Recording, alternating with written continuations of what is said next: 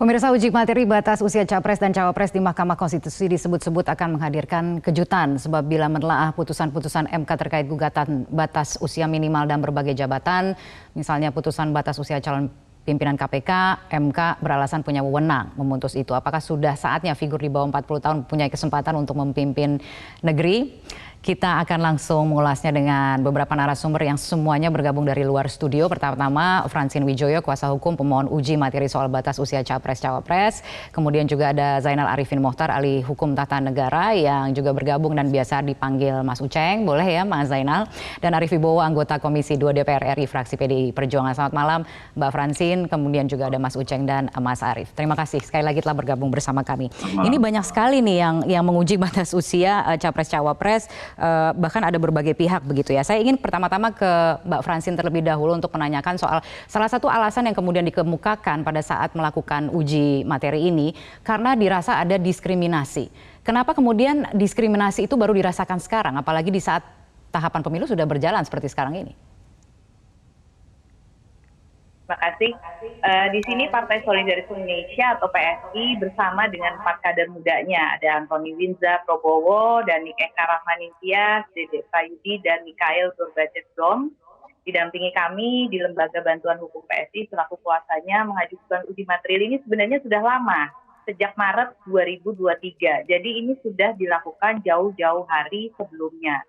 Sedangkan kita ketahui bersama ya, pencalonan presiden dan wakil presiden ini kan masih di bulan Oktober sampai November 2023. Menurut kami, anak-anak muda Indonesia perlu diberikan ruang untuk memimpin. Karenanya PSI merasa perlu dan penting untuk memperjuangkan hak konstitusi 21,2 juta anak muda Indonesia usia 35 sampai 39 tahun yang dikubur hak konstitusinya oleh UU Pemilu nomor 7 tahun 2017 dengan syarat batas usia minimal 40 tahun tadi.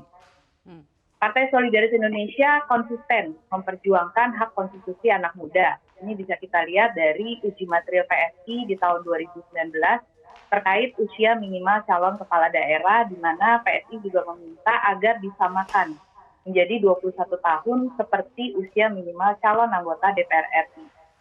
Tidak ada larangan bahwa uji material tidak bisa diajukan ketika tahapan pemilu sudah berjalan. Seperti contohnya uji material sistem proporsional pemilu, di mana PSI sependapat dengan 8 dari 9 fraksi di DPR RI yang mendukung sistem proporsional terbuka.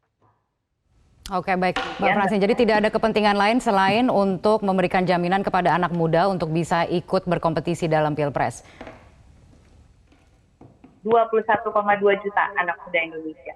Oke, adakah dari sekian banyak, tadi Anda katakan 21, sekian juta anak muda yang memang punya kepentingan untuk maju dalam Pilpres mendatang? Di antaranya adalah kami juga di sini ada 4 kader muda kami. Di sini kan usianya juga belum mencapai 40 tahun dan mereka terhalang untuk mencalonkan diri sebagai Capres dan Cawapres. Oke, memang tidak ada yang salah ya ketika kemudian kita bicara soal batas usia begitu ya. Dikatakan juga bahwa kebijakan pembatasan usia dianggap sebagai kebijakan hukum yang sifatnya terbuka dan sewaktu-waktu dapat juga diubah oleh pembentuk undang-undang sesuai dengan tuntutan dan perkembangan yang ada. Jadi saya ingin menanyakan kepada Mas Uceng kalau begitu, apakah ini memang masuk dalam ranah kewenangan MK untuk memutus? Ya, saya kira begini ya. Yang pertama, kalau kita baca Undang-Undang Dasar, memang Undang-Undang Dasar tidak mencantumkan apapun soal usia. Kita juga belajar barangkali dari para pendiri bangsa kita, banyak yang usia-usia muda ya, yang kemudian pernah menjabat posisi-posisi yang sangat penting. Yang kedua, saya kira memang saatnya kita memikirkan ulang, karena kalau kita lihat, di begitu banyak aturan soal pencalonan jabatan-jabatan publik, itu makin bergerak ke arah menua. KPK itu bergeser dari 40 itu menjadi 50. MK bergeser dari 40 naik 47, naik 55, bahkan di RUU sekarang mau dinaikin lagi menjadi 60. Saya kira ada bahayanya sebenarnya kalau jabatan-jabatan publik itu digeser makin menua. Jangan-jangan kita terjebak sama apa yang disebut dengan gerontokrasi. Gerontokrasi itu adalah negara yang dipimpin atau dikelola oleh kelompok tertentu dengan usia yang sangat tua jika dibanding dengan rata-rata penduduk yang ada di suatu daerah. Nah, saya kira itu yang kedua. Jadi kita jangan-jangan memang menggeser diri kita menjadi amat gerontokratif gitu. Jadi makin menua gitu. Yang sebenarnya sumbangannya mungkin bisa kita perdebatkan. Yang ketiga, saya kira sekarang batas usia itu menjadi kabur, saya kira ya. Usia muda tidak berarti tidak matang, dan usia tua tidak berarti tidak infantilismus atau kekanak-kanakan. Karena dalam langgam politik kita bisa lihat usia tua itu ternyata banyak yang kekanak-kanakan, infantilisme. Sedangkan banyak juga di antara anak-anak muda yang sudah menunjukkan posisi kedewasaan. Nah, yang keempat yang paling penting saya kira, kita bicara persis yang ditanyakan oleh Mbak Ania, kita bicara apakah yang beginian ini bisa disidangkan oleh Mahkamah Konstitusi. Nah, soalnya Mahkamah Konstitusi ini nggak terlalu jelas saya kira ya. Belakangan itu agak sempat menguat, selalu mengatakan yang beginian itu adalah open legal policy. Saya kasih contoh misalnya yang berkaitan dengan batas-batas usia pensiun dan lain-lain sebagainya, itu biasanya MK agak ketat. Misalnya usia MK, usia TNI, batas pensiun usia TNI, di situ dikatakan enggak, ini open legal policy yang silahkan pembentuk undang-undang saja yang melakukannya. Nah, yang menjadi aneh ketika MK ikut cawe-cawe masuk ke batas usia di kasus undang-undang KPK misalnya ya, yaitu usia 50 yang kemudian dikecualikan khusus, dikasih syarat khusus kepada Nurul Gufron dengan alasan tertentu. Nah, saya kira ini kebiasaan tidak biasanya MK masuk ke open legal policy, tiba-tiba masuk ke open legal policy, ini akan menjadi ujian bagi konsistensinya. Apakah MK akan konsisten untuk menolak yang namanya batas-batas usia ini dijadikan sebagai open legal policy? Silahkan pembentuk undang-undang yang menentukannya, ataukah MK mau masuk ke dalam open legal policy yang biasanya MK reluctant untuk masuk gitu. Nah, yang kelima dan yang terakhir, saya tapi kira karena ada presidennya, apakah kemudian kita bisa melihat bahwa potensinya ya kemudian ini bisa saja dikabulkan juga oleh MK, gugatan yang diajukan oleh teman-teman PSI, ada juga para kepala daerah gitu. Jadi ada dua kelompok sesungguhnya gitu yang mengajukan uji materi untuk batas usia capres dan cawapres. Nah, itu yang kita mau lihat, Mbak Kania. Kenapa? Karena MK dulu cukup konsisten dengan batas-batas usia, tapi kalau belakangan ini tiba-tiba inkonsisten.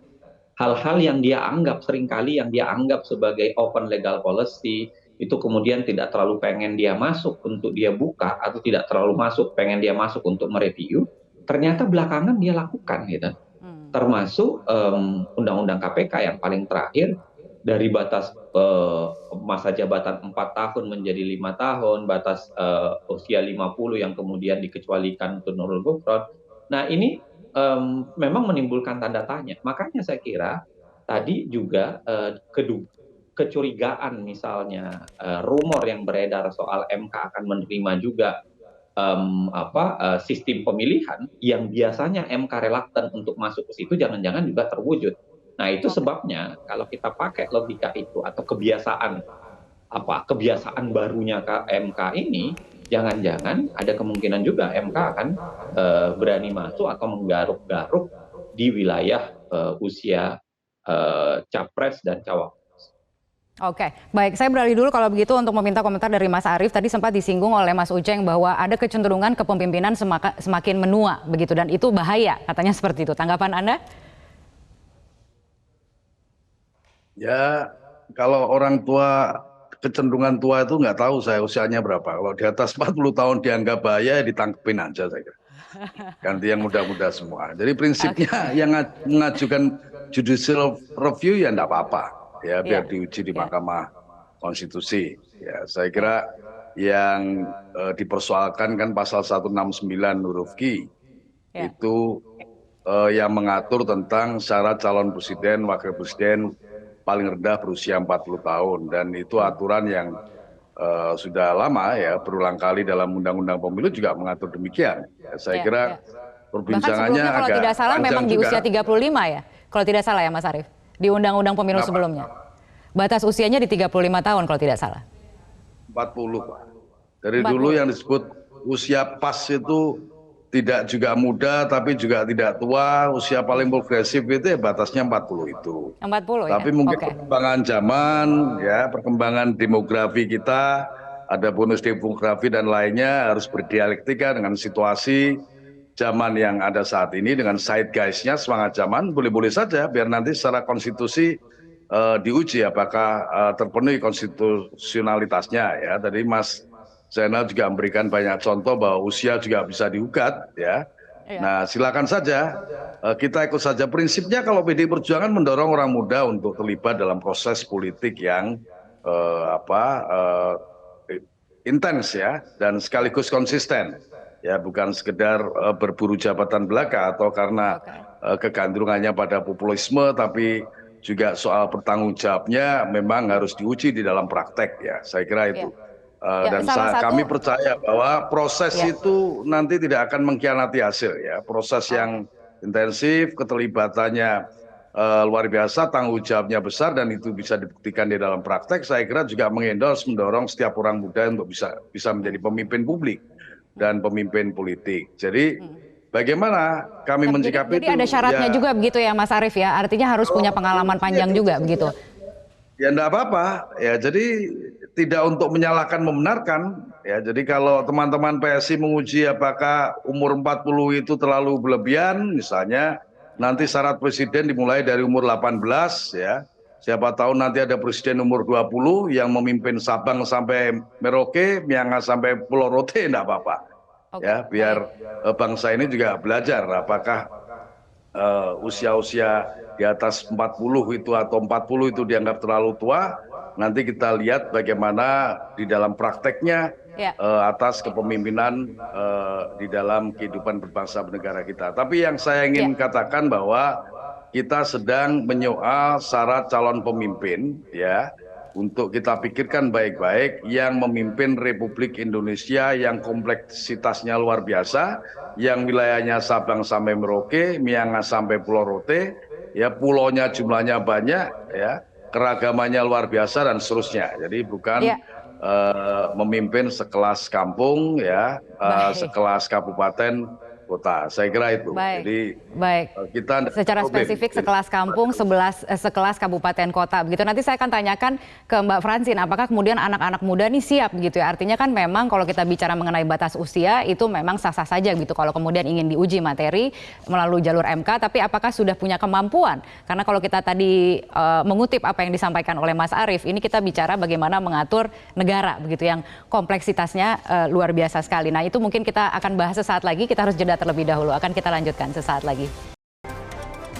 Ya, pemirsa, Anda kembali bergabung bersama kami di Prime Time News. Kembali saya lanjutkan perbincangannya, saya ke Mbak Francine. Kalau begitu, ini juga soal Anda mengajukan uji materi soal batas usia Capres-Cawapres, mengatakan bahwa ada 21 juta sekian anak muda yang juga ingin berkompetisi di Pilpres. Tapi kemudian kita mempertanyakan atau paling tidak Mas Arief gitu yang mempertanyakan apakah kemudian anak-anak muda juga sudah siap gitu untuk istilahnya diberi tanggung jawab mengelola tidak hanya di tingkat kampung gitu, tingkat wali kota kabupaten, tapi juga di tingkat negara begitu yang kompleksitas masalahnya ini luar biasa sekali. Mbak Francine, audionya kayaknya masih belum kita dengar. Suaranya masih belum keluar? Sudah terdengar? Ya, silakan. Ya. Justru yang harus kita pertanyakan balik, apa urgensinya membatasi syarat menjadi pemimpin negara berdasarkan usia dan bukan berdasarkan kompetensinya. Jangan sampai regulasi justru menghambat potensi kepemimpinan muda. Kami di Partai Solidaritas Indonesia sejak awal percaya bahwa anak muda mampu memimpin jika diberi kepercayaan dan kesempatan. Banyak kok pemimpin daerah Indonesia yang sukses memimpin di usia muda, bahkan ketika belum mencapai usia 30 tahun. Salah satu contohnya yaitu Sultan Syahrir, yang dipercaya menjabat sebagai Perdana Menteri pertama Republik Indonesia dan juga Perdana Menteri termuda di dunia. Saat itu ketika usianya baru 36 tahun. Melengkapi dari Mas Arief tadi, Undang-Undang Pemilu sebelumnya sudah 2 kali sejak tahun 2003 dan di 2008 itu mengatur batas usianya minimum 35 tahun. Namun justru di 2017 diubah menjadi 40 tahun, itu juga kami tidak menemukan dasarnya apa untuk berubah. Karena kalau dilihat dari intennya dalam rapat itu kami hanya menemukan bahwa dinyatakan pemilihan usia 40 tahun itu karena dianggap usia di bawah 40 tahun labil. Tapi tidak ada dasarnya, dasar sains, dasar yuridisnya seperti apa, ataupun ada aspirasi Itu secara masyarakat spesifik seperti apa. dikatakan usia di bawah 40 tahun itu labil, seperti itu? Iya, hanya itu saja. Dan itu mereka jadikan dasar untuk mengubah usia dari 35 tahun menjadi 40 tahun. Padahal ini sudah diatur di dalam 2 UU pemilu sebelumnya dari 2003 sampai 2017 sampai akhirnya diubah tadi. Oke. Baik. Karena tadi tidak ada dasarnya itu, makanya kami ajukan uji material ini. Dan kalau misalnya kita berkaca pada negara-negara lain, contohnya Amerika Serikat sudah lebih dari 2 abad, sejak tahun 1789 itu sudah menerapkan syarat usia minimal 35 tahun sebagai calon presiden. Dan kalau dilihat lagi di seluruh dunia ini, setidaknya ada 45 negara dengan sistem kepresidenan yang juga menerapkan batas usia minimum 35 tahun. Jadi kembali lagi dipertanyakan, yang labil itu usia berapa gitu loh. Kalau di negara lain pun juga menerapkan kategori usia yang sama gitu. Ya. Dan kemudian secara psikologis, 35 sampai 39 tahun itu adalah masuk kategori dewasa akhir, sehingga ini adalah kategori yang sama gitu dengan usia 40 tahun tadi. Dan contoh misalnya yang menjadi presiden di usia 39 tahun adalah Emmanuel Macron, presiden Prancis. Pemimpin negara juga. Oke, baik. Sebenarnya kita tidak mau berdebat soal batas usia, begitu ya. Artinya kita ingin tentunya juga membuka kesempatan seluas-luasnya bagi anak muda juga untuk bisa berkompetisi begitu dalam Pilpres. Tapi kalau kita bicara soal yaitu alasan subjektif ketika para pembuat undang-undang ini menentukan batas usia dan lain sebagainya. Artinya kalau kemudian kita bicara soal usia yang ideal, adakah syarat tambahan begitu ya yang perlu kemudian dipertimbangkan juga ketika kita bicara kompetisinya ini adalah di tingkat nasional, Mas Uceng? Iya, saya kira kepemimpinan memang diuji berdasarkan bukan sekedar kapasitas, tapi juga integritas dan akseptabilitas. Saya kira 3 poin itu yang paling besar menguji seorang kepemimpinan. Jadi yang pertama adalah tentu saja adalah kapabilitas. Kapabilitas itu tidak bisa diukur sebenarnya dengan sejumlah jumlah usia, tetapi paling tidak barangkali bisa dilihat dari gagasan, ide, pengetahuan plus pengalaman. Ya, yang pengalaman itu kalau kita taruh usia 35 dengan batas misalnya sarjana S1 adalah usia 22 misalnya, itu berarti sudah sekitar 13 tahun pengalaman dan saya kira itu cukup mumpuni sebenarnya. Yang kedua tentu saja adalah integritas. Saya selalu mengatakan integritas itu adalah bagian yang tidak bisa tersisihkan sedikit pun dalam kasus kepemimpinan negara. Integritas itu tentu saja banyak faktor ya, termasuk rekam jejak, termasuk kapasitas, termasuk berbagai hal yang pernah ia lakukan. Dan yang terakhir tentu saja adalah akseptabilitas. Dia harus diterima oleh publik. Itu sebabnya pasal 6A juga mengatur soal Pilpres siapa calon presiden kita, itu terpilih tidak hanya sekedar 50% plus 1, tapi dia juga harus tersebar di beberapa sejumlah provinsi dengan kapasitas tertentu seperti yang disebutkan sebagai di pasal 6A ayat 3. Nah, maksud saya adalah saya menaruh hormat ya tentu saja pada orang-orang tua kita. Saya menaruh hormat pada orang-orang yang lebih senior gitu. Tapi dalam satu hal, saya kira hampir semua jabatan negara, kalau kita lihat ya awalnya ya, hampir semua jabatan negara itu ditaruh usia 40 awalnya. Biasanya kalau pembacaan saya dalam beberapa risalah pembuatan undang-undang, biasanya ya selalu dilekatkan dengan alasan yang bersifat ya karena Rasulullah diangkat 40 tahun gitu. Biasanya selalu kalimat-kalimat itu yang tampil gitu. Nah, tetapi seiring waktu biasanya terjadi perubahan. Karena di beberapa lembaga negara seperti yang saya sebutkan tadi, bukan lagi batas usia 40 tahun, tapi dibikin menjadi lebih tua gitu. Termasuk saya bilang KPK, termasuk di Mahkamah Konstitusi. Nah, maksud saya adalah bahayanya dari makin menua ini sebenarnya tidak terlalu pas dengan kalau bicara tadi bonus demografi, bicara soal rata-rata jumlah penduduk Indonesia. Nah, ini yang kemudian disebut biasanya dalam ilmu politik menjadi negara yang bersifat gerontokratif.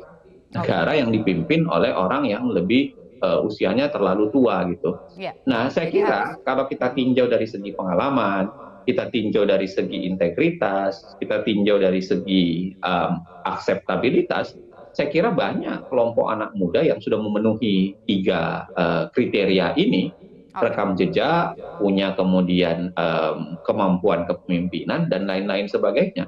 Ya. Nah, kenapa Anda kemudian ingin menyebut nama dalam hal ini, Mas Uceng? Gimana? Anda ingin menyebut nama dalam hal ini, kira-kira siapa yang punya kelayakan seperti itu? Saya ingin langsung saja kalau begitu menukik ke poin berikutnya, bahwa ketika kemudian dikabulkan batas usia ini diturunkan, ada beberapa nama sebenarnya yang kemudian akhirnya berpotensi untuk maju, bahkan ada satu nama yang secara spesifik muncul di beberapa survei. Saya akan sebut namanya, adalah Gibran, begitu ya. Yang kemudian saya ingin tanyakan ke Mas Arief mengenai tanggapan dari apabila kemudian batas usia ini dikabulkan atau uji materi batas usia Capres-Cawapres, termasuk salah satu yang diuntungkan dan punya peluang untuk ikut berkompetisi adalah Gibran. Dan tidak tahu saya tidak ngurusi Gibran, yang saya urus Ganjar Pranowo, PDI Perjuangan. Baik. Saya harus jeda terlebih dahulu. Mas Arief, kita lanjutkan sesaat lagi. Pemirsa tetaplah bersama kami. Ya, pemirsa, Anda kembali bergabung bersama kami dalam Prime Time News. Kembali kami lanjutkan. Saya ingin ke Mas Arief lagi untuk menanggapi. Mas Arief, saya tadi sempat menyebut nama Gibran begitu ya, karena kemudian kita melihat memang satu-satunya nama yang kerap muncul di beberapa survei yang dilakukan terkait dengan cawapres, terutama ada muncul nama Gibran begitu. Nah, ketika kemudian kita melihat pada saat yang bersamaan ada proses uji materi mengenai batas usia capres-cawapres, artinya kemudian banyak sekali pihak yang mengait-ngaitkan. Artinya kalaupun misalnya dikabulkan uji materi ini, berarti kan membuka jalan lebar juga untuk Gibran bisa berkompetisi pada Pilpres dan kemudian dinominasikan oleh parpol. Jika itu yang terjadi, bagaimana sikap PDIP?